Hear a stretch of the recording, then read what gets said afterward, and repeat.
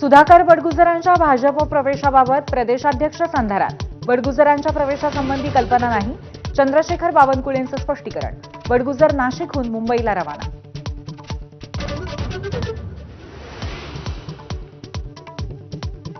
ठाकरेंच्या सेनेतून हकालपट्टी केलेले सुधाकर बडगुजर आज भाजपत प्रवेश करणार.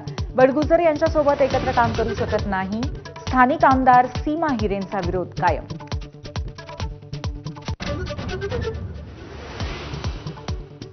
सुधाकर बडगुजर आमच्यासाठी खूप लहान विषय. नाशिकची शिवसेना अभेद्य असल्याचा संजय राऊतांचा दावा. मोदींना G7च्या बैठकीत कोण विचारतंय असा सवाल.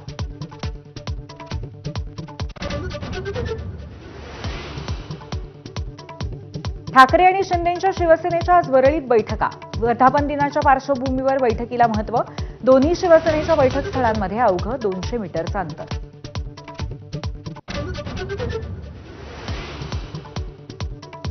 उपमुख्यमंत्री एकनाथ शिंदेंच्या मुक्तागिरी बंगल्यावरती पार पडली सर्व मंत्र्यांची बैठक. शिवसेनेचा वर्धापन दिन आणि इतर घडामोडींचा शिंदेंनी आढावा घेतल्याची माहिती.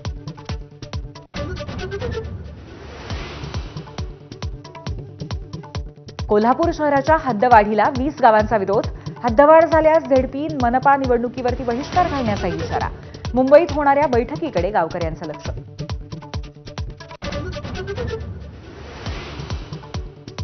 राज्य मंत्रिमंडळाची आज बैठक. कुंडमळा पूल दुर्घटनेनंतर सर्व पुलांचं ऑडिट करण्यासंदर्भात निर्णय होण्याची शक्यता.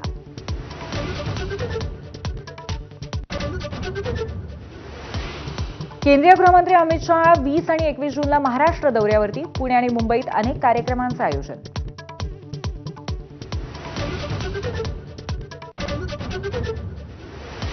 अहमदाबाद विमान दुर्घटनेतील मुख्य पायलट सुमित सबरवाल यांच्यावरती थोड्याच वेळात अंत्यसंस्कार. तर क्रू मेंबर श्रद्धा धवन यांना काल रात्री अखेरचा निरोप.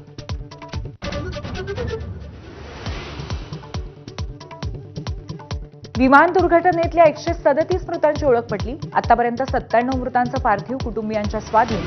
आणखीन 137 मृतांची ओळख पटवण्याचे प्रयत्न सुरू.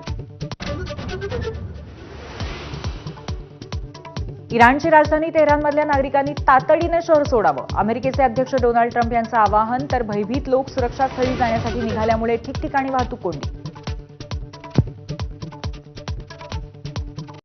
Headlines brought to you bye